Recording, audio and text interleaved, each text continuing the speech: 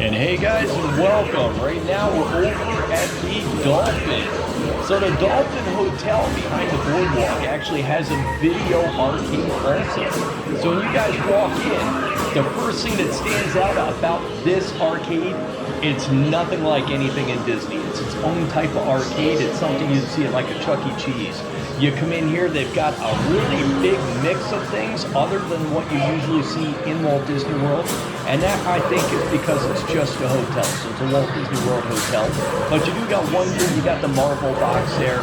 That's the same as always. But everything else over here is totally different. But they do, if you guys are coming over to the Swan and Dolphin, the Swan Resort, this is what you guys are going to be using over here. This, again, is at the Dolphin. They got some skee ball there. They've got some basketballs on the end. They've got the air hockey. Got a couple of video games in here. You got those, you put the money in and you can possibly win some toys or merchandise and stuff like that. But this gives you an idea of one of the arcades in the hotels over there. And there is only one for 3 hotels. So at least this gives you guys an idea of what this arcade looks like. And keep your eyes posted if you want to see any of these. Check out the countrybeartours.com, guys. See you in a bit.